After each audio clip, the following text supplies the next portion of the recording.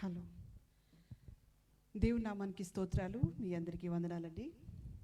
రాత్రికాలం ముందు దేవుని స్తుతించి కుటుంబ ఆరాధనలో దేవుని మహింపరిచే కృపని దేవుడు మనకు అనుగ్రహించి ఇంతవరకు ఆయన కృపను బట్టి మనల్ని నడిపించిన యేసయ్యకి ఎంతగానో వందనాలు చెల్లిద్దామండి. దయచేసి అందరూ కళ్ళు మూసుకున్నట్లయితే ప్రార్థన చేసుకుని కుటుంబ ఆరాధనని ప్రారంభించుకుందాం.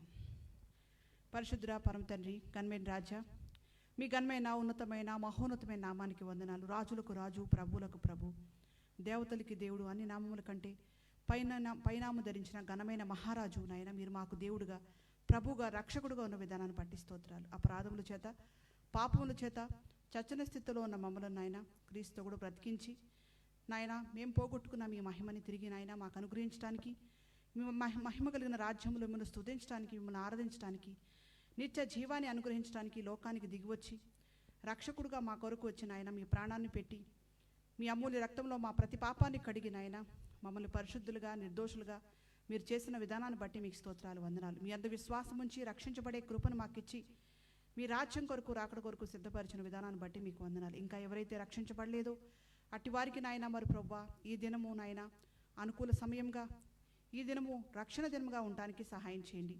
పాటల ద్వారా మీరు మహిం పొందండి. మీరు కోరిన ఆరాధనలు మీకు చెల్లించే వారంగా, మిమ్మల్ని మహింపరిచే వారంగా, మీరు ఇచ్చిన ఈ జీవాన్ని బట్టి మిమ్మల్ని స్తుతించే వారంగా, గణపరిచే వారంగా నాయన మిమ్మల్ని మహింపరిచే కృపని, భాగ్యతని మీరు మాకు దయచేసి సమస్తంలో మీరు తోడయండి. మీ దాసుని నాయన మీ సిలువ చోట్ను మరుగుపరిచి మీ శ్రేష్టమైన వర్తమానాలు మాకు అనుగ్రహించి అనుదినము కూడా ఆత్మీయంగా మమ్మల్ని ఎదిగింపజేస్తున్నాయన మిమ్మల్ని ఎరిగేవారంగా, మిమ్మల్ని తెలుసుకుని మిమ్మల్ని ఆరాధించే కృపను మాకు అనుగ్రహించి నడిపిస్తున్న విధానాన్ని బట్టి మీకు స్తోత్రాలు. అనుదినము మాతో కలిసి ఆరాధనలో పాల్పొందుతున్న ప్రతి బిడ్డని కూడా పేరు పేరు వరుసను దీవించండి. ప్రతి బిడ్డ హృదయాన్ని, ప్రతి ఒక్క నాయన మరి ప్రభు అంతరంగాన్ని నైనా ఎరిగిన దేవుడు నాయన మీకు స్తోత్రాలు. ఏమిచ్చి గణపరచగలం ప్రభు. మీరే ప్రతి బిడ్డని మీ మెండైన ఆశీర్వాదాలతో నింపమని, మీ రక్షణ ఆనందంతో నింపమని, రక్షణ భాగ్యాన్ని లేని వారికి దయచేయమని, మీరు నాయన మమ్మల్ని రక్షించిన విధానాన్ని బట్టి మీకు వందనాలు చెల్లిస్తూ, మీరిచ్చిన రక్షణను బట్టి మా అనుదిన రక్షణలో నాయన మేము ఎదిగే వారంగా మిమ్మల్ని మహింపరిచే కృపను మాకు అనుగ్రహించమని యేసు నామములో వేడుకొంచున్నాను తండ్రి, ఆమేన్.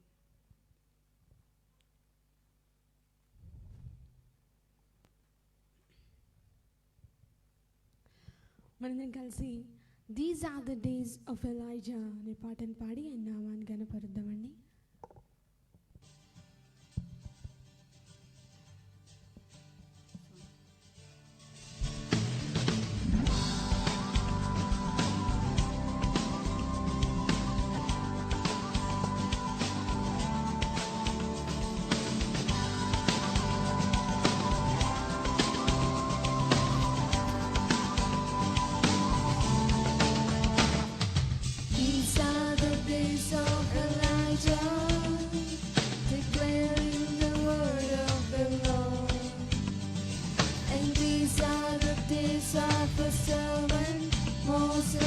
Righteousness being restored, and these are the days of retirement of famine and darkness also.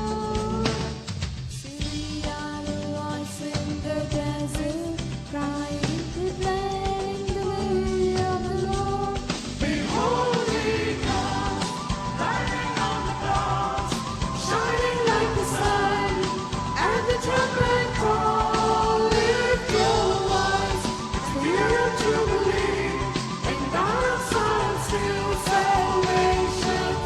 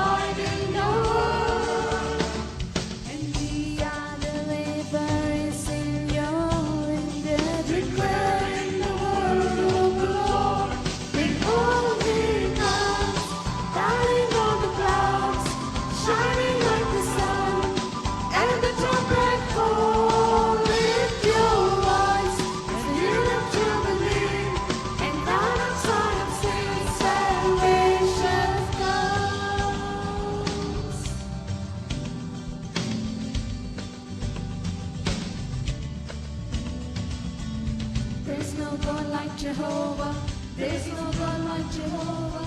There's no God like Jehovah. There's no God like Jehovah. There's no God like Jehovah. There's no God like Jehovah. There's no God like Jehovah.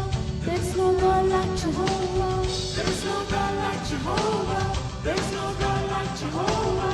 There's no God like Jehovah. There's no God like Jehovah. There's no God like Jehovah. There's no God like Jehovah. There's no God like Jehovah. The holy God, riding on the clouds, shining like the sun, and the trumpet call, lift your voice. It's the year of Jubilee, and Mount of Zion sings salvation comes. The holy God, riding on the clouds, shining like the sun, and the trumpet call, lift your voice. It's the year of Jubilee, and Mount of Zion sings salvation comes. So lift your voice. It's the year of Jubilee, and Mount of Zion sings salvation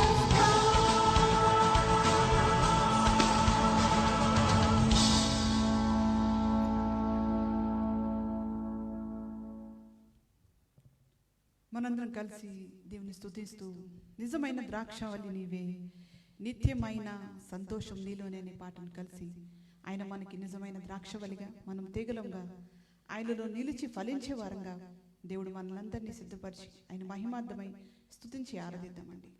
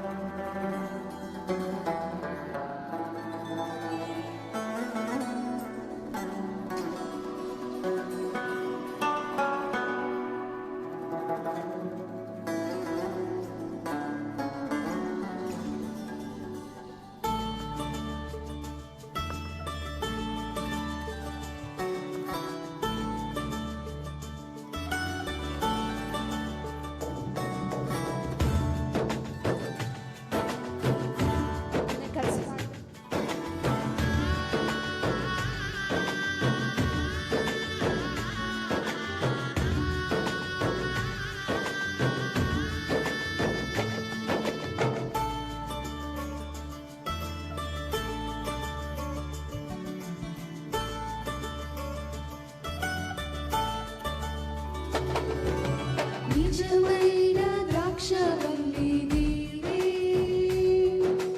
నిత్యమైన సంతోషము నీలోనే. నిజమైన ద్రాక్షవల్లి నీవే, నిత్యమైన సంతోషము నీలోనే. శాశ్వతమైనది, ఎంతో మధురమైనది, నాపైన నీకున్న ప్రేమ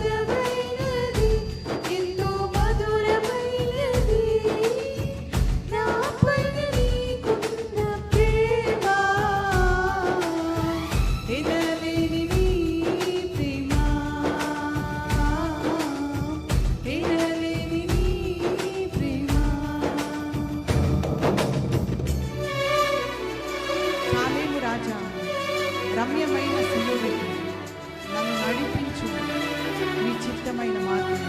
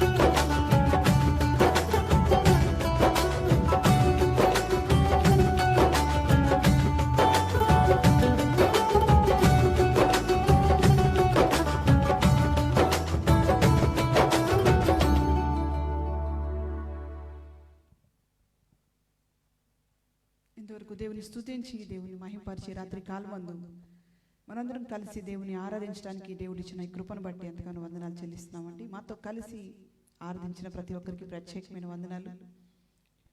అనుదినము కూడా మనము శ్రేష్టమైన వర్తమానాలతో దేవుని ఎరిగిన వారమై దేవుని స్తుతించే కృపని, ఎటువంటి పరిస్థితుల్లో అయినా ఆయన ఆరాధించే గొప్ప భాగ్యతని దేవుడు మనకు అనుగ్రహించి మనల్ని బలపరుస్తున్న దేవునికి ఎంతగానో వందనాలు చెల్లించాలి.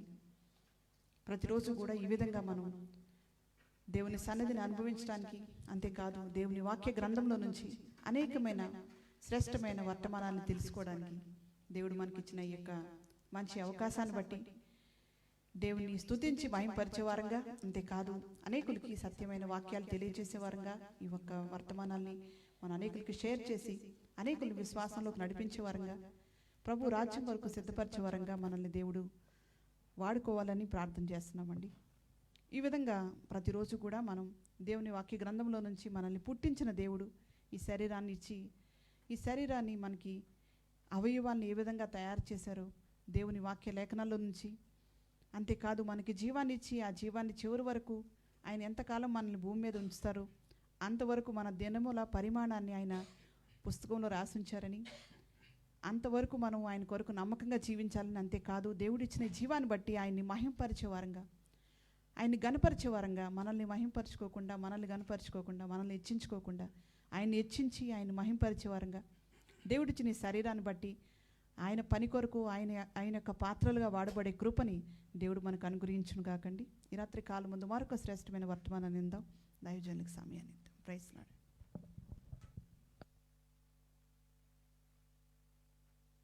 చాలా సంతోషం. అందరికీ వందనాలు. బాగున్నారండి? మరి ఈరోజు కొంచెం మాకు హడావిడి అయిపోయింది. కారణం ఏంటంటే ఉదయం అంతా వేరే పని మీద బిజీగా ఉన్నాం. ఇవాళ మా బైబిల్ కాలేజ్ విద్యార్థులకు వైవా ఎగ్జామ్ ఒకటి ఉంది ఆన్లైన్లో పక్కన. దాని తర్వాత మళ్ళా వేరే పనిలో నిమగ్నమై దాని తర్వాత సేవకులు కొంతమంది మరి భోజనాలు ప్రతిరోజు అనేక మందికి భోజనం లేనటువంటి వారికి విజయవాడ ప్రాంతంలో దగ్గర 100 నుంచి 110, 120, 130 మందికి ప్రతిరోజు భోజనం పంచే కార్యక్రమాన్ని లాక్డౌన్లో ప్రారంభించాం.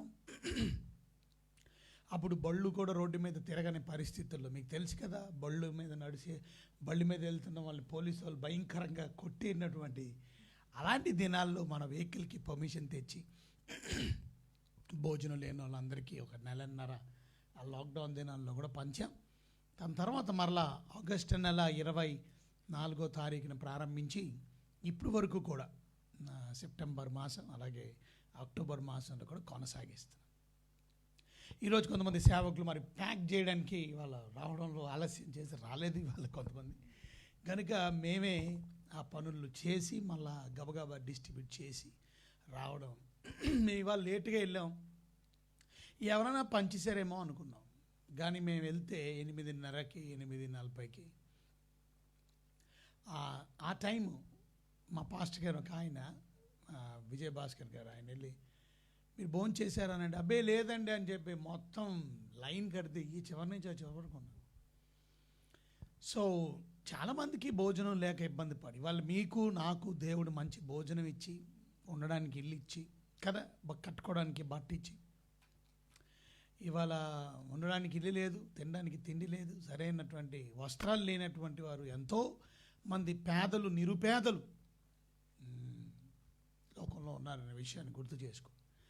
దేవుడు మీకు ఇచ్చిన దాన్ని బట్టి దేవుడిని స్తుతించి ఘనపరిచి అందరిని బట్టి థ్యాంక్ యూ చెప్పి మనకున్న దాంట్లో ఇతరులకి మేలు చేసేవారుగా ఉపకారం చేసి, ఎందుకంటే అది క్రైస్తవ లక్షణం. అటు కృప దేవుడు మనకి ఇచ్చారు. అనేక మందికి మనం అందరం సహాయకులుగా ఉందాం. సో దానివల్ల కొంచెం మేము వచ్చింది 9:20 అని గబగబా మళ్ళా స్నానం చేసి రెడీ అయిపోయి లైవ్కి రావడానికి దేవుడు కృప దయచేశాడు. మరి నిన్నటి దినం ప్రత్యేకంగా మరణం ఎవరి ఆధీనంలో ఉంది అనే దాని గురించి, ఎవరి వశం, మరణం ఎవరి వశం అనే దాని గురించి సబ్జెక్ట్ మనకు అర్థమైపోయింది. మరణం దేవుని వశం అని, పుట్టించేది ఆయనే. ఎందుకంటే కన్సెప్షన్ నుంచి డెత్ వరకు కూడా ఆయన కంట్రోల్. మన పేరు జీవగ్రంథం అనే పుస్తకంలో రాశారు. ఆయన పుస్తకం గాడ్స్ బుక్లో. అలాగే మనం ఎంతకాలం బతుకుతామో కూడా గాడ్స్ బుక్లో రాశారు. దినముల పరిమాణం ఎంతకాలం బ్రతకల్లా యోబు గ్రంథంలో కూడా మనం చూసాం కదా. నా నెలలు తెలుసు నీకు అంటే పరిస్థితులు అనుకూలంగా లేనప్పుడు కొన్నిసార్లు అనుకుంటాం యోబులాగా, అయిపోయింది నా టైం అయిపోయింది, నాకు వెళ్ళిపోయే సమయం వచ్చేసింది, నా చాప్టర్ క్లోజ్ వచ్చింది అనిపిస్తుంది. అది నీకు తెలీదు. నీ పరిస్థితులు అనారోగ్యంతో రోగశయ మీద ఉండి ఇదే ఆఖరి దినం అనుకోవచ్చును. బట్ నీకు దేవుడు రాసినటువంటి ఆ సంవత్సరాలు నీకు తెలీదు కొన్నిసార్లు. అందుకనే ప్రభువా నీ చిత్తమైతే నీ కొరకు బ్రతుకుతాను, నువ్వు నీ రాజ్యాన్ని రమ్మంటే ఐఎమ్ రెడీ టు కమ్. అది చాలా మంచి లక్ష్యం. సో దాని తర్వాత మనం చూసాం నరులారా తిరిగి రండని సెలవిచ్చేది కూడా ఆయనే. మీరు చెప్పినట్టు ఆ మరణాన్ని షార్ట్ చేయొచ్చు అంటే మీకు ఇచ్చినటువంటి ఆ డేట్, ఆ తారీఖు, చచ్చిపోయే అదే పుస్తకంలో రాసేశారు కదా, ఆ రాసేసిన దానికన్నా ఇంకా తక్కువ కూడా వెళ్ళిపోవచ్చు మనం. ఎదురుప్పుడు దుర్మార్గమైన పనులు చేసి దేవునికి దుఃఖం కలిగి ఓకే నువ్వు ఇంతకన్నా వేస్ట్. ఎందుకంటే బెల్షాజర్కి చెప్పాడు కదా, అయిపోయింది నీ చాప్టర్ క్లోజ్ అనగా రాత్రికి హతుడయ్యాడు. హేరోదు కూడా గర్వించి ఇది దేవుని స్వరమే అని అంటే పురుగులు పడి చచ్చిపోయాడు కదా. వెర్రి ధనవంతుడు కూడా ఈ రాత్రికే నీ ప్రాణం అడుగుతున్నాను అన్నాడు. సో మన ప్రాణం ఎవరి వశంలో ఉందో మీరు గమనించాలి. అనగా death is under God's hand. So ఆ దేవుణ్ణి మీరు గౌరవించి హానర్ చేసి భయంతో మనం జీవించాలి. మనం గర్వంతో ఊగిలాడిపోయి మన ఇష్టానుసారంగా జీవిస్తే బైబిల్ చెప్తుంది మృతి నొందించువాడను నేనే, బ్రతికించువాడను నేనే కదా, స్వస్థపరచువాడను నేనే, గాయపరచువాడను నేనే దేవుడిని, నేను తప్ప ఇంకొక దేవుడు లేడు అని ద్వితీయోపదేశకాండంలో 32వ అధ్యాయంలో 39వ వచనంలో మనం చూసాం. అలాగే బెల్షాజర్ కూడా ప్రాణం ఎవరి వశంలో ఉందో ఆయనకి నువ్వు భయపడక, చూసావా, అంటే ప్రాణం ఎవరి చేతుల్లో ఉందో మనం అర్థం చేసుకొని ఆ దేవుణ్ణి మనం కనపరచాలి. సో ఈ అన్ని వాక్యాలు నిన్నటి దినం మనం విన్నాం. అంటే ఈ గుడారాన్ని విడిచిపెట్టేస్తాం, దట్స్ కాల్డ్ డెత్ అని. సో మరణం గురించిన విషయాలు, మరణం ఎవరి ఆధీనంలో ఉందో అనే విషయాలు కూడా మనం ధ్యానం చేసుకో. అయితే ఈ డిస్కషన్లో కొంతమంది ప్రత్యేకంగా ఆత్మహత్య చేసుకున్న వాళ్ళ పరిస్థితి ఏంటి, అసలు ఆత్మహత్య ఏంటి, దీని గురించి. ఆత్మహత్య అంటే మరి దేవుడు వాళ్ళని ఆత్మహత్య చేసుకోవాలని రాసి ఉంచాడా, లేకపోతే వారు ఆత్మహత్య చేసుకున్న వాళ్ళు యేసు ప్రభువుని నమ్ముకొని ఆత్మహత్య చేసుకుంటే వారు ఎక్కడికి వెళ్తారు, వారు పరలోకానికి వెళ్తారా లేక నరకానికి వెళ్తారా? లాస్ట్ టైం డిస్కషన్లో ప్రత్యేకంగా యేసు ప్రభువుని నమ్ముకొని సూసైడ్ చేసుకుంటే ఎక్కడికి వెళ్తారు అనేటువంటి ప్రశ్న గురించి డిస్కషన్ కూడా మేము ఇలా మాట్లాడుతూ ఉంటాగానే కామెంట్ సెక్షన్లో డిస్కషన్స్ కూడా జరుగుతుంది. ఒక ఆయన వెంటనే 100% పాతాళానికే వెళ్ళిపోతాడు అని కన్ఫర్మ్ స్టేట్మెంట్ ఇచ్చాడు. అది మనం చూద్దాం. ఓకే, ఎక్కడికి వెళ్తాడు అనే దాని గురించి, పాతాళానికి వెళ్తాడా లేక పరలోకానికి వెళ్తాడా అనేది మనం వాక్యానుసారంగా మనం దాన్ని అన్వేషించాలి. రైట్, కనుక చాలా ఇంపార్టెంట్. మరి మనకు తెలిసినటువంటి సహోదరి ఒక ఆమె దేవుణ్ణి నమ్ముకున్నారు, రక్షించబడిందామె, బాప్తిజం తీసుకుందామె, సేవ పనిలో ఉన్నారు ఆమె. కానీ ఆత్మహత్య చేసుకోవడానికి ప్రేరేపించబడి ఆమె ఆత్మహత్య చేసుకోవడానికి వెళ్ళిపోయి దేవుని కృపను బట్టి దేవుడు తప్పించి ఆమెని బయటికి నడిపించాడు. సో ఇంతకీ దేవుని బిడ్డలు ఆత్మహత్య చేసుకుంటారా? అసలు ఫస్ట్ పాయింట్, ఆత్మహత్య అనేది పాపమా? 100కి 100% పాపమే. ఎందుకు పాపము? 100% ఎందుకు సిన్ అని అంటే, సూసైడ్ అనేది నీకిచ్చినటువంటి జీవితంను నువ్వు చేతులారా దాన్ని హతం చేసేస్తున్నావు. దేవుడు మనకి చూడండి, యోహాను సువార్త 10వ అధ్యాయం 10వ వచనం చూడండి ఒకసారి. యోహాను సువార్త 10వ అధ్యాయం 10వ వచనం.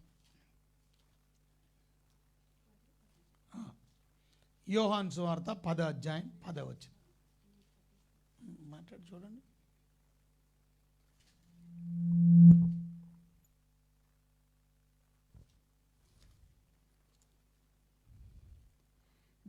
దొంగతనమునకును హత్యను నాశనమును చేయుటకును వచ్చును, కానీ మరి దేనికిని రాడు. గొర్రెలకు జీవము కలుగునట్టుకును అది సమృద్ధిగా కలుగుటకును నేను వచ్చుతున్నానని మీతో నిశ్చయంగా చెప్పుచున్నాను.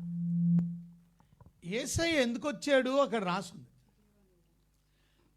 జీవాన్ని ఇవ్వడానికే కాదు, సమృద్ధి జీవం, అబండెంట్ లైఫ్. సగం జీవితం కాదు. ఆత్మహత్య అంటే ఏంటి? నీ జీవితాన్ని నువ్వే సగంలో హతమార్చేసుకోండి, అంతే కదా. మరి సాతాను వచ్చేది ఏంటి అంటే నిన్ను డిస్ట్రాయ్ చేయడానికి వస్తాడు, నిన్ను నాశనం చేయడానికి వస్తాడు, నిన్ను హత్య చేయడానికి వస్తాడు. సో ఒక మాటలో చెప్పాలంటే suicide is also like murder. అది మర్డర్ లాంటిది మాట. అంటే నిన్ను నువ్వు చంపేసుకుంటున్నావు, నువ్వు ఇంకోడిని చంపట్లా, నిన్ను నువ్వు చంపేసుకుంటున్నావు. అది కూడా మర్డర్ కింద లెక్క వస్తుంది. హత్య చేయడానికి నీకు ఎవరిచ్చారు అధికారం? నీకు ఇచ్చినటువంటి శరీరం చూసారా, అది ఎవరిచ్చారు? బైబిల్ ఏం చెప్తుంది? ఇందాక చెప్తున్నాం కదా, సమృద్ధి జీవాన్ని ఇవ్వడానికి యేసు ప్రభు వచ్చారు. జీవితాన్ని నీ ఇష్టానుసారంగా నువ్వు నాశనం చేసి కదా, నువ్వు క్విట్ చేసేసి నువ్వు గివ్ అప్ అయిపోయి కదా, నేను ఇంకా బతకలేను, నేను ఇంకా జీవించలేను, నేను ఇంకా హ్యాండిల్ చేయలేను, అమ్మో ఈ సమస్యలు ఇంకా అంతకన్నా నేను తీసుకొని వెళ్ళలేను, నేను నా జీవితాన్ని ఇంతటితో వదిలిపెట్టేస్తాను. సొంత నిర్ణయం. రెండోది ఏంటంటే వారి బలం మీద ఆధారపడ్డారు, వారి తెలివితేటల మీద ఆధారపడ్డారు, వారు శక్తి మీద ఆధారపడ్డారు. కనుకనే ఇక మా వల్ల కాదు అని అనుకొని కొంతమంది ఏం చేస్తారంటే ఆత్మహత్య చేస్తారు. చాలా రాంగ్, అది రాంగ్ డిసిషన్. అది నిజమే, అందరికీ బాధలు ఉంటాయి, అందరికీ కష్టాలు ఉంటాయి, అందరికీ ఫైనాన్షియల్ ప్రాబ్లమ్స్ ఉంటాయి. మనిషికి రాకపోతే కష్టాలు ఎవరికి వస్తాయి? కానీ కష్టాలని సాల్వ్ చేసుకోవాలి, మనం దాన్ని పరిష్కరించుకోవాలి. ఆ పరిష్కార మార్గాన్ని ప్రభు దగ్గరికి వెళ్తే పరిష్కార మార్గం దొరుకుతుంది. నమ్మకంగా ఉండాలన్నాడు. 10 దినములు శ్రమ కలుగును, అంతం వరకు నమ్మకంగా ఉండు, ఎందుకనంటే నీకు జీవ కిరీటం ఇస్తాను అన్నాడు. అంటే కొన్నిసార్లు ఏమైందంటే నమ్మకత్వం పోయి మధ్యలోనే వదిలిపెట్టేస్తారు, దేవుడిని వదిలిపెట్టేస్తారు మధ్యలోనే. సో అంటే ఏంటంటే దాని అర్థం ఏంటంటే, ఎవడు నీ కిరీటాన్ని అపహరించుకోకుండా చూసుకోండి అని అదే అధ్యాయం ప్రకటన గ్రంథంలో 3వ అధ్యాయంలో ఎవడు నీ కిరీటాన్ని అపహరించుకోకుండా చూసుకోండి అని కూడా రాశాయి 3వ అధ్యాయం. అంటే ఎందుకు అని అంటే నీ బహుమానాన్ని ఇంకొకటి ఎత్తుకెళ్ళిపోయే ప్రమాదం ఉంది. ఎగ్జాంపుల్ యాసావు గారు చూసారా, ఆ బహుమానాన్ని సంపాదించుకోవడానికి కొంచెం లేట్ చేయగానే వాళ్ళ తమ్ముడు ఎత్తుకెళ్ళిపోయాడు. సో నీ బహుమానాన్ని కూడా ఎత్తుకెళ్ళిపోయే ప్రమాదం ఉంది పరలోకంలో కూడా, ఇంకొకడు వచ్చి పట్టుకుపోతాడు. మరి నువ్వు కానీ లేట్ చేస్తే. మీరు గమనించి నీ కిరీటాన్ని ఎవడు అపహరించకుండా. మీరు గమనించారా, ఇస్కరియోతు యోధా పెద్ద నేనే గ్రేట్ అనుకున్నాడు. ఇస్కరియోతు యోధా ప్లేస్లో ఎవరు వచ్చేసారు? మత్తయి వచ్చేసాడు. సో మత్తయి వచ్చి ఏం చేశాడంటే ఇస్కరియోతు యోధా కొరకు సిద్ధపరచబడినటువంటి ఆ కిరీటాన్ని మత్తయి పట్టుకెళ్ళిపోయాడు. సో ఏదైనా అంతే, నీకు కూడా దేవుడు సిద్ధపరిచినటువంటిది నువ్వు నీ జీవితాన్ని నాశనం చేసుకోకుండా చూసుకోవడం చాలా, అది దాని అర్థం. అది ఇక్కడ పాయింట్ ఏంటంటే నీకు దేవుడు సమృద్ధి జీవాన్ని ఇవ్వడానికి వచ్చాడు. ఆ సమృద్ధి జీవాన్ని సకంలోనే నువ్వు నాశనం చేసేసి, అంటే నా జీవితాన్ని నేను హతమార్చేసుకుంటాను, నా జీవితాన్ని అంతమొందించేసుకుంటాను, నా జీవితాన్ని ఇంతటితో ఆపేసుకుంటాను, నా జీవితం నేను ఇంకా బ్రతకలేను, నా జీవితాన్ని నేను ఇంకా నడిపించలేను అని కొంతమంది నిర్ణయం తీసుకొని ఏ బావిలోనో ఏ చెరువులోనో ఏ కృష్ణనదిలో లేదా ఇంకొక ఉరేసుకోనో ఫ్యాన్కి ఉరేసుకోనో లేకపోతే గుల్కులు మందు తాగేసో లేకపోతే విషం తాగేసో ఏ రకంగానైనా నువ్వు నీ జీవితాన్ని మర్డర్ చేసుకోవడం, చంపేసుకోవడం నేరం, అది తప్పు, అది మర్డర్. అయితే ఇక్కడ కొంతమంది ఏమనుకుంటారంటే నా కష్టం పోవడానికి, సమస్య పోవడానికి కదా హత్య చేసుకొని పోగొట్టేసుకుంటాను అనుకుంటారు, ఈ బాధ పోద్దని. కానీ మీరు అర్థం చేసుకోవాల్సిన విషయం ఏమిటంటే మనం హత్య చేసుకోవడం వల్ల, అంటే మనల్ని మనం హత్య చేసుకోవడం వల్ల, మర్డర్ అన్నాం కదా, మనల్ని మనం సూసైడ్ అయినా హత్య చేసుకోవడం వల్ల కొంతమంది వాళ్ళ కష్టం పోద్ది అనుకున్నారు. పోదు. ఎందుకనంటే ఇంకా అసలైనటువంటి కష్టం ఉంది. ఇప్పుడు నీ కడుపు నొప్పి వచ్చింది, కడుపు నొప్పి పోగొట్టడానికి చెన్ని డాక్టర్ దగ్గరికి వెళ్ళావు, నీ జబ్బు తగ్గడం లే. కొంతమంది కడుపు నొప్పి కోసం చచ్చిపోయేవాళ్ళు ఉంటారు. ఒకరోజు నేను విశాఖపట్నం వెళ్తుంటే చిన్నప్పుడు ట్రైన్లో నా ఇంజనీరింగ్ చదువుతున్నటువంటి రోజుల్లో యవన బిడ్డగా నేను కాలేజీకి ఆ రోజు సెలవులు వస్తే ఇంటికి వెళ్ళిపోతున్నాను. ఆ ట్రైన్ గాజువాక్ వచ్చి కానీ ఆగిపోయింది. ఇంకా కొంత దూరం ఉంటే విశాఖపట్నం వచ్చేస్తుంది. ఏంట్రా ఆగిపోయిందంటే సరే ఏదో సిగ్నల్ పడి ఉంది అనుకుని గంట అయినా వెళ్ళాల. అందరూ దిగిపోయారు బండి అంతా. ఏమైందని నేను కూడా దిగి చూస్తే అప్పటికి పొద్దున్న అవుతుంది. కాబా అప్పుడు గోదావరి ఎక్స్ప్రెస్ మార్నింగ్కి వెళ్తుంది. దిగితే చూస్తే ఒక ఆయన చచ్చిపోయాడండి అని అన్నారు. ఏమైంది అని అన్ని చూస్తే నేను కూడా దిగి వెళ్ళి చూశాను. ఆ యవన బిడ్డగా నేను చూడగానే తట్టుకోలేకపోయాను అది చూసిన ఇన్సిడెంట్. ఎందుకో తెలుసా, ఆ మనిషి సకానికి కట్ అయిపోయి ఉన్నాడు. అతనికి బెల్ట్ ఉంది, ఇన్షర్ట్ మీద ఉన్నాడు, బెల్ట్ ఉంది. అతను కరెక్ట్గా ఉదరం దగ్గర కడుపు దగ్గర ఆ ఉదరం దగ్గర కట్ అయిపోయింది. కరెక్ట్గా స్లైస్ చేసినట్టు, ఒక కేక్ ముక్కను కట్ చేసినట్టు ఆయన బాడీని సకానికి కరెక్ట్గా కట్ చేసింది ఆ ట్రైన్. ఒక బాడీ అంటే ఆయన చెప్పులు కూడా కాలుకే ఉన్నాయి, ఆయన చెప్పులు బెల్ట్ అని అనగా ఆ భాగం అంతా లోపల ఉంది. ఇక బయట భాగమేమో ఆయన కడుపు దగ్గర నుంచి ఉన్నది తల అన్నీ కూడా ఇటు పక్కన 2 ముక్కల కింద ఇచ్చేసిందని. చాలా భయంకరమైన ఇన్సిడెంట్. నెక్స్ట్ మార్నింగ్ పేపర్లో వచ్చింది ఏంటనంటే అతను కడుపు నొప్పి అంట. ఆ కడుపు నొప్పి తట్టుకోలేక కాలకృత్యాలకు వెళ్ళినప్పుడు ఇక జీవితం మీద విరక్తి కలిగి చాలా రోజుల నుంచి బాధపడుతున్నాడు. దాని గురించి అని ఆత్మహత్య చేసేసుకోవాలని ఆ ట్రైన్ కింద పడుకున్నాడు, ఆ పట్టాల కింద పడుకున్నాడు ట్రైన్ ఎక్కేసి. అంటే తను సూయిసైడ్ చేసుకున్నాడు, ఆత్మహత్య చేసుకున్నాడు. ఎందుకు? కడుపు నొప్పి తగ్గిపోవడానికి. మరి ఇక్కడ ఓకే, నీ కడుపు నొప్పి చచ్చిపోయగానే పోయింది అనుకున్నాడు. కానీ ఒక సత్యం మీరు అర్థం చేసుకో, నువ్వు దేవుడిని నమ్ముకోకుండా ఉన్నావు అనుకో, నువ్వు ఎక్కడికి వెళ్తావు? నిత్య అగ్నిగుండానికి వెళ్తావు. అక్కడ ఇంకా బాధ ఉంది కదా, అక్కడ ఇంకా యాతన ఉంది కదా, అక్కడ ఇంకా ఏడుపు పళ్ళు కొరికే స్థలం కదా, అక్కడ బాధకరమైన స్థలం కదా. అంటే నీ కడుపు నొప్పి పోగొట్టుకోవడానికి నువ్వు ఆ పని చేసావు, రేపొద్దున వేదనకరమైన స్థలానికి వెళ్ళిపోతున్నావు.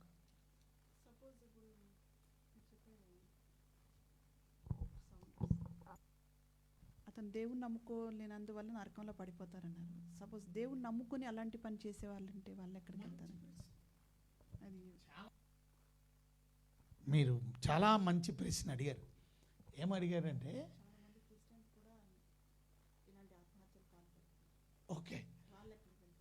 ఓకే క్రిస్టియన్ గురించి నేను చెప్పకముందు, బిలీవర్ గురించి అండి, విశ్వాసి గురించి నేను చెప్పకముందు అవిశ్వాసి గురించి చెబుదాం. అవిశ్వాసి ఆత్మహత్య చేసుకోవడం వల్ల ఎక్కడికి వెళ్తాడంటారు? ఎందుకని? సో ఒక సత్యాన్ని మీరు అక్కడ అర్థం చేసుకోవాలి. ఏంటనంటే ప్రతి వ్యక్తి కూడా నిత్య నాశనానికి ఎందుకు వెళ్తాడు అని అంటే చేసిన పాపం బట్టి కాదు, ముఖ్యంగా మీరు అర్థం చేసుకోవాలి. ఎందుకనంటే అతను చేసిన అంతకన్నా పెద్ద పాపం ఉంది, ఘోరమైన పాపం, అన్ఫర్గివబుల్ సిన్ ఉంది ఒకటి. అది వర్తమానం చెప్పాం కదా. అన్ఫర్గివబుల్ సిన్ ఏంటి? క్షమించరాని పాపం, మరణము సంబంధించిన పాపం. ఏమిటదనంటే రిజెక్టింగ్ క్రైస్ట్, క్రీస్తుని నిర్లక్ష్యం చేయడమే కదా. విశ్వాసం ఉంచి ప్రతివాడు నాశనం అవడు, విశ్వాసం ఉంచివాడు నాశనం అవడు అన్నప్పుడు విశ్వాసం ఉంచనివాడు ఏమయ్యాడు? నాశనం అవుతాడు. సో అక్కడ మనం అర్థం చేసుకోవాల్సింది ఏంటంటే ఒక బిలీవర్ సంగతి పక్కన పెట్టండి, ముందు అన్బిలీవర్ అవిశ్వాసి అయిన వ్యక్తి సూయిసైడ్ అటెంప్ట్ అంటే తను తాను ఆత్మహత్య చేసుకోవడం వల్ల నరకానికి వెళ్ళడు. అతను ప్రభువుని నమ్ముకోలేనందుకు అతను నరకానికి వెళ్తాడు, కానీ సూయిసైడ్ చేసుకున్నందుకు కాదు నరకానికి వెళ్ళేది. అర్థమైందా?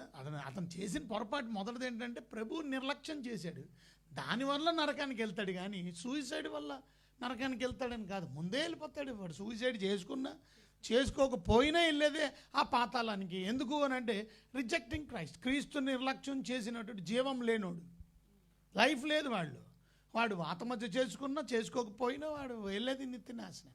కానీ అది ఆత్మహత్య కూడా పాపం. అంటే నువ్వు త్రాగుబోతు, దుర్మార్గుడు, ఇంకా మిగతా పాపాలన్నీ చూసాం కదా, ఆ పాపంతో పాటు ఇది కూడా పాపమే. అంతేగాని కొంతమంది ఏమన్నారంటే సూయిసైడ్ అన్ఫర్గివబుల్ సిన్ అని కాదు. సూయిసైడ్ అనేది అన్ఫర్గివబుల్ సిన్గా మనం పరిగణించడానికి లేదు. అన్ఫర్గివబుల్ సిన్ అంటే ఏంటనంటే క్షమించరాని పాపం, మరణానికి సంబంధించిన పాపం ఏమిటనంటే రిజెక్టింగ్ క్రైస్ట్, క్రీస్తుని నిర్లక్ష్యం చేయండి. దాని గురించి ఒక ఫుల్ మెసేజ్ ఉంది ఆల్రెడీ యూట్యూబ్లో కానీ ఫేస్బుక్లో కానీ. క్షమించరాని పాపం, మరణానికి తీసుకెళ్లే పాపం ఏమిటి, మరణము కాని పాపం ఏమిటి, దాని గురించి మనం ఆల్రెడీ ధ్యానం చేశాం. సో మళ్ళీ ఇప్పుడు దాని గురించి చెప్పడానికి సమయం లేదు కనుక మనం నేర్చుకోవడానికి, అంటే ఇప్పుడు మీరు అడిగిన ప్రశ్న ఏంటంటే కొంతమంది వెంటనే ఏమనుకుంటారంటే అబ్బో వీడు ఆత్మహత్య చేసేసుకున్నాడు కాబట్టి నరకానికి వెళ్ళిపోయాడండి. ఆత్మహత్య చేసుకున్నందుకు నరకానికి వెళ్ళా, క్రీస్తుని అంగీకరించకపోవడం వల్ల నరకానికి వెళ్తాడు. అంతేగాని ఆత్మహత్య అనేది చేసుకున్నా చేసుకోకపోయినా ఇంపార్టెంట్ ఏంటంటే క్రీస్తుని నిర్లక్ష్యం చేయడం, క్రీస్తుని అంగీకరించకపోవడం. దాని మరి వాట్ అబౌట్ ద బిలీవర్, అది ఇంపార్టెంట్ ప్రశ్న. అది కదా మీరు ప్రశ్నప్పుడు ఏంటంటే విశ్వాస సంగతి ఏంటి? విశ్వాసి రక్షించబడిన తర్వాత మరి ఒకవేళ ఇలాంటి పని చేస్తే, ఎలాంటి పని, మర్డర్ చేసుకుంటే, తను మర్డర్ చేసుకోవడం, సూసైడ్ చేసుకుంటే ఇంతకీ వాడు ఎక్కడికి వెళ్తారు, ఆయన ఎక్కడికి వెళ్తాడు, ఆమె ఎక్కడికి వెళ్తుంది? పరలోకానిక నరకానిక? అది ఇంపార్టెంట్ ప్రశ్న. అయితే దానికి ఆన్సర్ సింపుల్గా చెప్పాలి అని అంటే బైబిల్ ఏం చెప్తుంది? యోహాను సువార్త 3:16 యోహాను సువార్త 3:16 చదవండి ఒకసారి. దేవుడు లోకమును ఎంతో ప్రేమించాను కాగా తన అద్వితీయ కుమారునిగా పుట్టిన వాని యందు విశ్వాసముందు ప్రతివాడు నశింపక నిత్య జీవం పొందినట్లు ఆయనను అనుగ్రహించాను. 18 ఏముంది? ఆయన యందు విశ్వాసముంచువానికి తీర్పు తీర్చబడదు. హ్మ్. విశ్వసింపని వాడు హ్మ్. దేవుని అద్వితీయ కుమారుని నామమందు విశ్వాసం ఉంచలేదు గనుక ఆ. వానికి ఇంతకు మునుపే తీర్పు తీర్చబడింది. చూసారా? అంటే ఇంతకు ముందే తీర్పు తీర్చబడిన అంటే ఏంటి? విశ్వసించలేదు కాబట్టి వాడు నిత్య నాశనానికి వెళ్తాడు. అంతేగాని యేసుక్రీస్తుని నమ్ముకోలేదు కాబట్టి వాడు విశ్వసించలేదు కనుక 18 ఏముంది? ఆయన యందు విశ్వాసముంచువానికి తీర్పు తీర్చబడదు. ఓకే. విశ్వసింపని వాడు విశ్వసింపని వాడు దేవుని అద్వితీయ కుమారుని నామమందు ఆ, విశ్వాసం ఉంచలేదు. దేవుని అద్వితీయ కుమారు నామందు విశ్వసించలేదు కనుక వానికి ఇంతకుముందు అంటే వాడు నిత్య నాశనానికి వెళ్తాడు. ఎందుకు అని అంటే విశ్వసించలేదు కనుక. విధేయుడు కానివాడు చివరి వచనంలో ఉంది, విధేయుడు కానివాడు ఎక్కడికి వెళ్తాడు? 3:18 విశ్వసింపని వాడు దేవుని అద్వితీయ కుమారుని నామమందు విశ్వసించలేదు గనుక వానికి ఇంతకు మునిపే తీర్పు. చివరి వచనం అండి 3:36 కుమారుని యందు విశ్వాసముంచువాడు కుమారుని యందు విశ్వాసముంచువాడే నిత్య జీవము గలవాడు. కుమారునికి విధేయుడు కాని అది కుమారుడికి విధేయత కాని అంటే విశ్వాసం అంటే ఒబీడియన్స్. విశ్వాసం అంటే నమ్ముకోవడమే కాదు, ఒబీడియన్స్, ప్రభు చెప్పింది చేయడం, పాపాన్ని విడిచిపెట్టడం, ప్రభుని అంగీకరించడం. So rejecting Christ. 2 డిసొబీడియన్స్, అవిధేయత కలిగినటువంటి వాడు జీవం చూడడు కానీ దేవుని ఉగ్రత వాని మీదకు వస్తుంది. అంటే దాని అర్థం ఏంటి? ఇక్కడ పాతాళానికి వెళ్తుంది. సో అవిశ్వాస అయినటువంటి వ్యక్తి చచ్చిపోవడానికి కారణం, అతను పాతాళానికి వెళ్ళడానికి గల కారణం అతను ఆత్మహత్య చేసినందుకు, అతను వ్యభిచారం చేసినందుకు, అతను దొంగతనం చేసినందుకు, అతను ఇంకొక మరి మానభంగాలు చేసినందుకు, దాన్ని బట్టి ఒకడు నరకానికి వెళ్ళడు. ఎందుకని? యేసుక్రీస్తు వచ్చింది లోక పాపాలు మోసుకొని పోవు దేవుని గొర్రెపిల్ల. సో ప్రతి మానవాళి పాపాన్ని క్షమించాడు. సో ఆ పాపాన్ని క్షమించినప్పుడు, వింటున్నారా, ఆ పాపమంతా క్షమించబడినప్పుడు మరి ఎందుకు నరకానికి వెళ్తున్నాడు అని అంటే ఆ ప్రభు ఇచ్చే పాప క్షమాపణని అంగీకరించలేదు, తీసుకోలేదు, స్వీకరించలేదు కనుకనే వెళ్తున్నాడు. ఇప్పుడు కరోనా వచ్చిందండి, ఉదాహరణ మీకు సింపుల్గా అర్థమైనట్టు చెప్తా. కరోనా వచ్చిందండి, రేపు కరోనాకు మందు వచ్చిందండి. కరోనాకు మందు వచ్చేస్తే ఇప్పుడు సపోజు మన ఫ్యామిలీ అనుకోండి, ఒకవేళ మన ఫ్యామిలీ మన ముగ్గురు ఉన్నాం ఉదాహరణ, మన ముగ్గురికి కరోనా వచ్చేసింది అనుకోండి ఉదాహరణ. అప్పుడు మందు వచ్చేసిన తర్వాత అది వేసుకుంటే మీకు తగ్గిపోయిద్ది అని అన్నారు ఉదాహరణ. మీ ఇద్దరు వేసుకున్నారు మందు. నేను అన్నాను అబ్బే నాకు అవసరం లేదా అని నేను రిజెక్ట్ చేశాను. మీరిద్దరు బ్రతికారు, నేను పోయాను. ఎందుకు? నేను చేసిన పొరపాటు ఏంటి అంటే ఇప్పుడు కరోనా వచ్చి పోయిందని అంటారా, కరోనా వచ్చినా సరే మందు వేసుకోకుండా పోయాడు అని అంటారా? ఏమంటారు మీరు? అంతే కదా, కరోనా వచ్చి బతికారు వీళ్ళు, కానీ ఒకడు ఎందుకు పోయాడంటే మందు వేసుకోలే. అంటే దాని అర్థం యేసుక్రీస్తుని రిజెక్ట్ చేయడం. ఎందుకంటే పాపులను రక్షించడానికే వచ్చాడు ఆయనే, డాక్టర్ గారు ఆయనే మందు. లోక పాపాలు మోసుకొని దేవుని గొర్రెపిల్లని నిర్లక్ష్యం చేయడం, రిజెక్ట్ చేయడం వలన వాడు నరకానికి వెళ్తాడు. అంతే. ఆత్మహత్య చేసినా ఇంకొకటి చేసుకొని ఇంకోటి చేసిన అంటే ఇమ్మీడియట్గా ఆన్సర్ ఎలా చెప్పేస్తారంటే వాడు ఆత్మహత్య చేసుకున్నాడు దేవుడు నమ్ముకోలేదు కాబట్టి నరకానికి వెళ్ళిపోతాడండి. కాదు, ఆత్మహత్య చేసుకున్నందువల్ల కాదు నరకానికి వెళ్ళేది, కానీ దేవుడిని నమ్మలేనందుకు ఆత్మహత్య చేసుకున్నాడు. అయితే దేవుణ్ణి నమ్మిన వాళ్ళ సంగతి గురించి మనం మాట్లాడుకుంటున్నాం.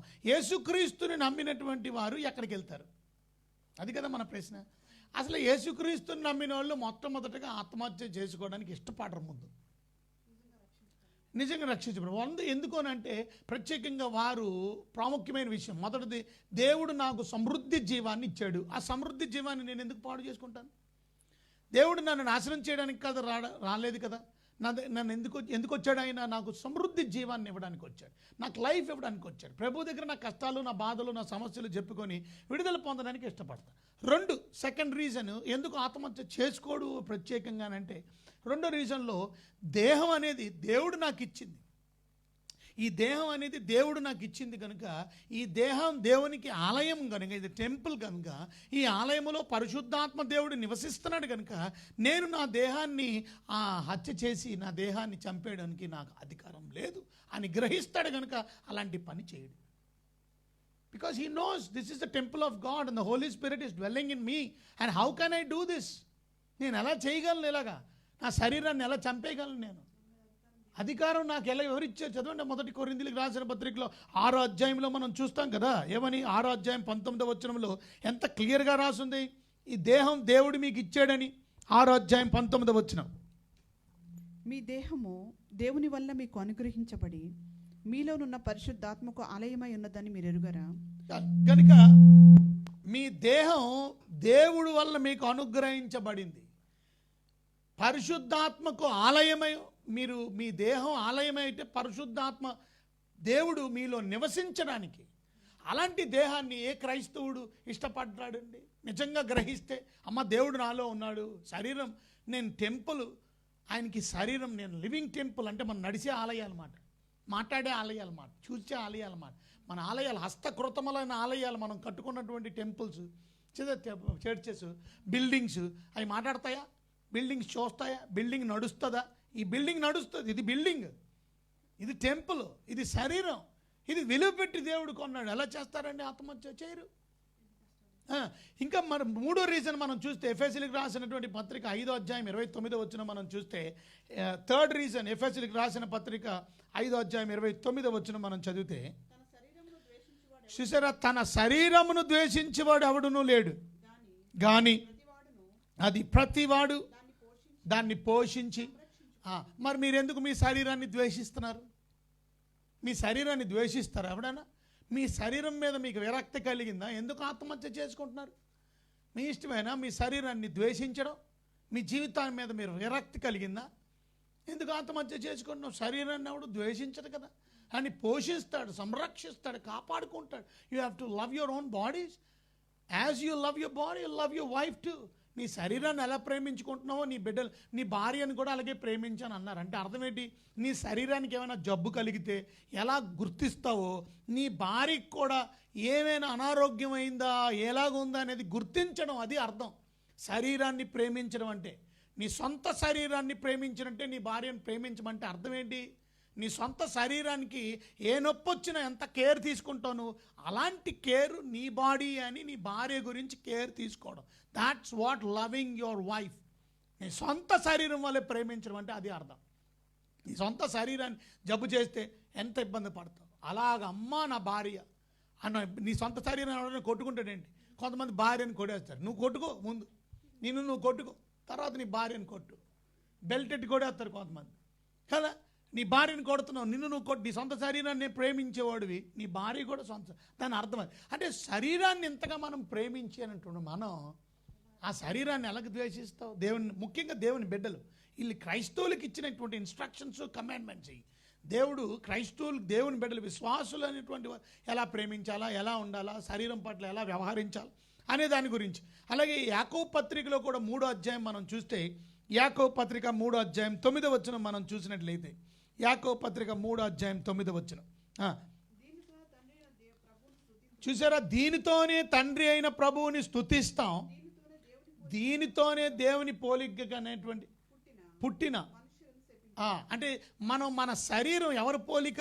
దేవుని పోలికగా తయారు చేయబడిన ఆ శరీరాన్ని ఎలా చంపేస్తావు నువ్వు? You are made in the image of God and you have to respect that. గౌరవించాలి కదా నువ్వు. క్రిస్టియన్ పీపుల్, ముఖ్యంగా విశ్వాసి, ఎలాగ ఆత్మహత్య చేసుకుంటాడండి? ఎందుకు సూసైడ్ చేసుకుంటాడు? ఎప్పుడైనా తన శరీరం దేవుడిచ్చాడు, శరీరం ఇవ్వడమే కాదు, దేవుడు నాకు నిత్య జీవము, లేక అబండెంట్ లైఫ్ ఇచ్చాడు. అబండెంట్ లైఫ్, సమృద్ధి జీవాన్ని ఇచ్చాడు. దేవుడు నాకు ఇంకేమి ఇచ్చాడు? నా శరీరాన్ని ఇచ్చాడు. నేను ప్రేమించుకోవాలి, నా శరీరాన్ని పోషించుకోవాలా. అది ఆయన ఆలయం అని ఇప్పుడు మనం చదివాం. ఆయన లైక్నెస్ ఆఫ్ గాడ్ అంటే మన bodies are likeness of God, image of God, దేవుని స్వారూప్యమందు ఆయన పోలికలో నువ్వు నేను సృజించబడ్డామని తెలిసి కూడా ఆత్మహత్య చేసుకోవడానికి నీ శరీరాన్ని ఎలా నువ్వు చేస్తా? తప్పు అది.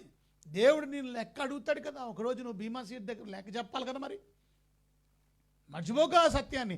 కనుక మ్యాక్సిమంగా క్రిస్టియన్ పర్సన్ ఎప్పుడు ఆత్మహత్య చేసుకోడు, సాధారణంగా చేసుకోడు. ఒకవేళ చేసుకుంటే దాని గురించి వస్తున్నాను. మ్యాక్సిమం చేసుకోకుండా మనం ప్రొటెక్ట్ చేయాలి. ఇప్పుడు చూడండి, ఆ జైలర్ గురించి గమనించినట్లయితే ఆ జైలర్ తను తాను పొడుచుకుంటున్నాడు, అంటే ఆత్మహత్య చేసుకుంటున్నాడు, తను తాను చంపేసుకుంటున్నాడు. అప్పుడు పౌలు గారు ఏం చేస్తున్నారు? చేసుకో అని అన్నాడు. అలా ఏమన్నాడు అంటే మ్యాక్సిమం మనం దేవుని బిడ్డలను అలా చేయకూడదని చెప్పాలి. ఆత్మహత్య అనేది తప్పు. ఇంకా దేవుడు కూడా నమ్ముకోలేదు ఆ జైలర్. వాడు దేవుడిని నమ్ముకోకుండా నిత్యనాశనానికి వెళ్ళిపోయేవాడు. కనుక వాడు నమ్ముకోవడానికి నువ్వు హత్య చేసుకోవద్దు. ఎలాగా చూసి చెప్పాడేంటి? చూసి చెప్పలా. ఎందుకనంటే జైలర్ దగ్గర రూమ్ వేరేగా ఉంటుంది. మీరు ఎప్పుడైనా జైలుకి వెళ్తే తెలుస్తుంది. మేము జైల్లో కూడా వాక్యం అందించడానికి వెళ్తాం కాబట్టి ఆ జైలు సరౌండింగ్స్ ఎలాగుంటాయో మనకు తెలుసు. ఎందుకంటే జైలర్ ఎప్పుడు కూడా ఖైదీలతో పడుకోడు. ఆయనకి సెపరేట్గా క్యాబిన్ ఉంటుంది, ఆయన సెపరేట్గా రూమ్స్ ఉంటాయి. జైలర్ గారు, పోలీసు డిపార్ట్మెంట్ సూపరింటెండెంట్ గారు, అలాగే వీళ్ళందరూ వేరుగా పోలీసు వాళ్ళందరికీ వేరే. జైలర్ ఖైదీలతో పడుకుంటారు, పడుకోరుగా. మరి ఖైదీలను ఒక దగ్గర తోసారు, మరి వీళ్ళని కూడా ఏకంగా డంజన్ దగ్గర పాడేశారు, పౌలు గారిని, శీలా గారిని. అలాంటప్పుడు భూకంపం కలిగినప్పుడు ముఖ్యంగా అవన్నీ పడిపోయి సంఖ్యలన్నీ ఊడిపోయినాయి. ఒక పక్కన చీకటి కదా, ఈ చీకట్లో ఒకటినొకటి కనబడట్లేదు. జైలర్ గారు ఉన్న రూమ్లో ఏం చేసుకుంటున్నాడో పౌలుకి ఎలా తెలిసింది? చూసారా, వివేచన వరం అంటారు దాన్ని. దేవుడు వివేచన వరం ఇచ్చాడు కాబట్టి వివేచన వరంతో పౌలు గారు ఆయన లోపల ఆయన గదిలో ఏం చేసుకుంటున్నాడో తెలుసుకొని ఆత్మ ప్రేరణతో గట్టిగా అరిశాడు. పౌలు ఏమన్నాడంటే, నువ్వేం చేసుకోవద్దు, నిన్ను నువ్వు హత్య చేసుకోవద్దు, నిన్ను నువ్వు పొడుచుకోవద్దు, నిన్ను నువ్వు చంపుకోవద్దు, మేము ఇక్కడే ఉన్నాము, కంగారు పడొద్దని ఇక్కడి నుంచి కేకలేస్తే అక్కడ వినబడింది. కరెక్ట్గా కత్తి పొడుచుకుంటున్న సమయంలో వినబడగానే ముందు గూస్ బంప్స్ వచ్చినాయి, కంగారు పడిపోయాడు. ఒక పక్కన వాళ్ళు పాటలు పాడుతుంటే భూకంపం ఏమిటి, ఈ పునాదులు అదరడం ఏమిటి, సంఖ్యలు ఊడిపోవడం ఏంటి, ఒక పక్కన నేనేం చేసుకుంటున్నానో ఆయనకి ఎలా కనబడింది చీకట్లో అని, దీపం తెండి అన్నాడు. మీరు బైబిల్ బాగా చదవండి. దీపము తెమ్మని చెప్పి అంటే ఇప్పుడు లైట్ వెలిగించారు. అప్పుడు వెళ్ళాడు ఎక్కడికి? పౌల్ దగ్గర. అయ్యలారా, అయ్యా అంటే అర్థం సర్, సర్స్ అన్నాడు. ఇద్దరు సర్స్ ఉన్నారు కాబట్టి. ఇద్దరు ఎవరు? పౌల్ గారు, శీలా గారు. Sirs, what shall I do to be saved? రక్షణ పొందడానికి ఏం చెయ్యాలి అన్న.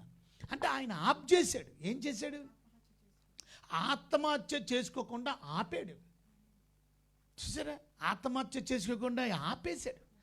కనుక ఆ వ్యక్తి, అయ్యా ఇప్పుడు నేను రక్షణ పొందాలి.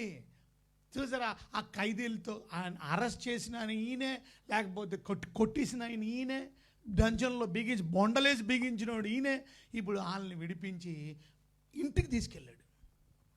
ఇంటికి తీసుకెళ్ళి వాక్యం చెప్పించుకున్నాడు. ఎందుకని? ఒకడు విశ్వసించాలంటే ఏం చేయాలా? యేసుప్రభుని విశ్వసించాలంటే ఏం చేయాలి చెప్పండి? ఒకరిని విశ్వసించేస్తావా? వినాలి కదా. యేసయ్య గురించి నువ్వు వింటేనే ఆయన మీద నీకు నమ్మకం. ఇప్పుడు ఎవరినైనా నమ్మాలంటే ఆయన గురించి తెలిస్తే కదా నమ్ముతాం. ఎవరిని తెలియకుండా ఎవరిని నమ్మలేవు. రోడ్డు మీద ఉన్నవాడికి నువ్వు సూట్ కేసినంటే డబ్బు పట్టుకెళ్ళి 1,00,000 రూపాయలు బాబు చూస్తూ ఉండని చెప్పి అవడో నువ్వు తెలియనోడికి అప్పచెప్తావా? ఎందుకని? నువ్వు నమ్మవు గనుక. ఆ వ్యక్తి నమ్మకమైనవాడు. మా ఆవిడికి నేను నమ్మాను కాబట్టి, మా అమ్మాయి నన్ను నమ్ముతాను కాబట్టి ఏం చేస్తాను? సూట్ కేసు డబ్బుని కూడా ఏం చేస్తాను? ఇచ్చి లోపలికి వెళ్తాను. Because I believe them. ఒక వ్యక్తిని నమ్మితేనే కదా ఏదైనా అప్పచెప్పేది. ఇవాళ నీ జీవితాన్ని ఆయనకు అప్పచెప్తున్నావు. నీ జీవితాన్ని ఆయన అప్పచెప్తున్నప్పుడు ఆయన గురించి నీకు తెలుసుకోకుండా ఎలాగ అప్పచెప్తావు? సో ఆయన గురించి తెలుసుకోవాలంటే నువ్వు వాక్యవర్ణం వినాలా. అందుకనే కదా వర్తమానం అందిస్తారు దైవ సేవకులు. ఆ వర్తమానం వినాలని అంటే ఈయనకి వర్తమానం అందించిన వాళ్ళు ఎవరు లేరు. జైలర్ గారికి పౌలు గారు చెప్పినటువంటి వాక్యమే, పాటలే, ఆయన పాడిన పాటలు, ఆయన చేసిన ప్రార్థన ఏదో ఆయన జీవితంలో కొంత ఆసక్తిని రేకెత్తించింది. 2 ఆ జరిగినటువంటి అద్భుతం ఇన్సిడెంట్, ఈయన హత్య చేసుకుంటున్న విషయం చెప్పడం వల్ల రాత్రి ఇంటికి తీసుకెళ్ళి వాక్యం చెప్పాడు. సో మళ్ళీ అటు వెళ్ళిపోయాం మనం కనుక. సో ఇంతకీ క్రైస్తవుడు దేవుని నమ్ముకున్నటువంటి బిడ్డ చచ్చిపోతే, అంటే ఆత్మహత్య చేసుకుంటే ఎక్కడికి వెళ్తాడు? ఎపిసోడ్ 2 రేపు కంటిన్యూ చేద్దాం. వెరీ ఇంట్రెస్టింగ్ కదా, వెరీ ఇంట్రెస్టింగ్. తప్పనిసరిగా ఇలా ఆత్మహత్యలు చేసుకున్న వాళ్ళు బైబిల్లో ఎవరైనా ఉన్నారా? ఆత్మహత్య చేసుకున్న దాని గురించి కూడా మనం ధ్యానం చేద్దాం. చూసారా, యోనా గారు కూడా మీరు గమనించారు, ఒక మాట అన్నాడు. ఏమన్నాడు? నన్ను ఎత్తి సముద్రంలో పాడినాడు అని. ఏంటి అర్థం? మరి ఆత్మహత్య మరి యోనా చేసింది ఏంటి? సో నన్ను చంపేయండి అంటున్నాడు. మీరు దూకేస్తారు, నన్ను దూకేనా లేకపోతే అన్నట్టు నన్ను ఎత్తి సముద్రంలో పాడేయండి. సో నన్ను చంపేయండి అని. సో ఆత్మహత్య. ఇంకొకటి, ఏలియా గారు అన్నటువంటి గొప్ప పాస్టర్ గారు, గొప్ప ప్రవక్త అన్నాడు, నన్ను చంపే ప్రభువా అన్నాడు. నేను బ్రతకడం వద్దు. ఎవరి గురించి? ఒక అమ్మాయి, ఒక ఆవిడ గురించి. యెజబెలు చంపేస్తాను నిన్ను అన్నందుకు, నన్ను చంపే బాబు, నా వల్ల కాదని అంటున్నాడు. ఎంత అద్భుతం చేసిన వ్యక్తి కదా. ఆ రోజు 250 మంది బయలు ప్రవక్తలందరినీ హతమార్చి యెహోవాయే దేవుడు, యెహోవా దేవుడు అని చెప్పినటువంటి, ఆ చెప్పించిన మహావీరుడైనటువంటి కదా ఆ ఏలియా గారు ఏమన్నారు? నన్ను చంపేయను, నేను చచ్చిపోవడం మేలు అన్నాను. రేపటి దినం అసలు విశ్వాసి అయిన వ్యక్తి, అది టైటిల్ పెడదాం రేపు. కనుక విశ్వాసి అయిన వ్యక్తి చచ్చిపోతే, లేక ఆత్మహత్య చేసుకుంటే ఎక్కడికి వెళ్తాడు రేపటి దినం? So God bless you. Thank you for joining. We love you all. మీరు వాక్యాన్ని చక్కగా వింటున్నందుకు, మాతో కలిసి మీరు కూడా దేవుని వాక్యంలో ఆనందిస్తున్నందుకు, we just want to praise God for all of you. Thank you very much for joining. Love you all. God bless you. Dasumary అమ్మ, ప్రైజ్ ద లార్డ్. దాసుమేరీ, రాఘవల్లి, సిరివల్లి, ప్రైజ్ ద లార్డ్ అండి. అలాగే Joshua Salvation, praise the Lord. Suvarnaraju, Vasanthalakshmi, praise the Lord. Harinath Reddy, praise the Lord అండి. Very good. ప్రార్థన చేసిన దేవుడు కృపను బట్టి వసంత లక్ష్మి, నరసింహరావు గారు, ఇలా అందరూ దేవుడు స్వస్థత ఇచ్చాడు. రాత్రి ప్రార్థన చేసాం, ఉదయం ఫోన్ వచ్చింది. చాలా సంతోషం. Praise God. దేవునికే సమస్త మహిమ కలుగును గాక. ప్రార్థన దేవుడికి చేసాం. యేసయ్య అద్భుతం చేశాం. స్వస్థపరచువాడు నేనే అని చెప్పింది దేవుడు, తప్పక మనల్ని స్వస్థపరుస్తాడు. రాజేశ్వరి, ఎలా ఉన్నామమ్మా? Praise the Lord. విష్ణు గారు, praise the Lord. Yesukumari, praise the Lord.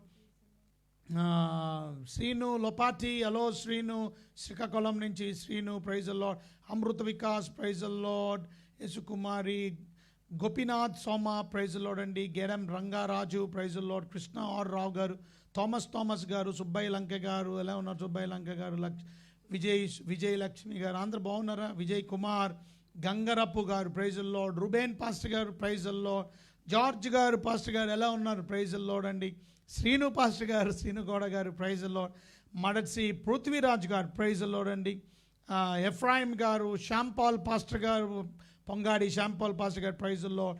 Hari Satya గారు, ప్రైజ్ ద లార్డ్. శైలజ అమ్మ, Sailaja, praise the Lord. Prem, praise the Lord. Srinivas Gundillai, praise the Lord అండి. గ్రేస్ గారు, జార్జ్ గారు, స్వరూప్ బాలు గారు, రూత్ రాజ్ గారు, అర్గుల్లా పద్మిని గారు, జీ పాల్ గారు, Venkat, Anmol, praise the lord.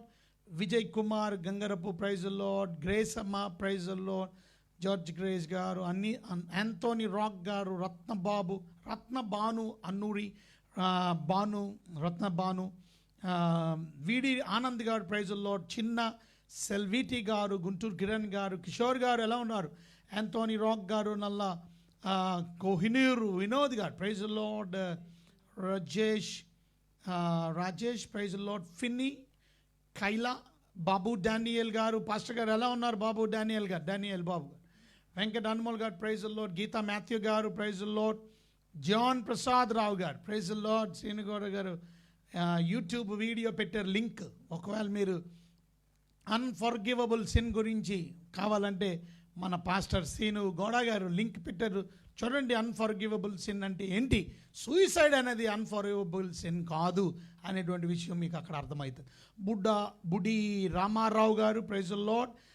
నితన్ Prashanth గారు, అపారావు బెజ్జం గారు, ప్రైజ్ ద లార్డ్. చాంపియస్ గారు, praise the lord.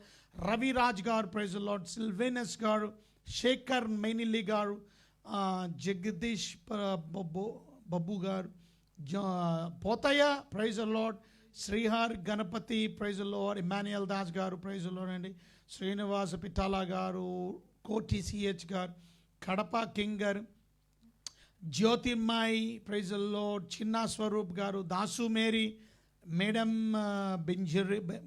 Banerjee, praise the Lord అండి. మదని, విజయ్ రాజ్ గారు, రుబేన్ పాస్టర్ గారు, Peggy Williams, Pastor Peggy Williams, how are you from Connecting Point? Love you, Pastor Peggy, you wonderful woman of God. Praise God. I love her.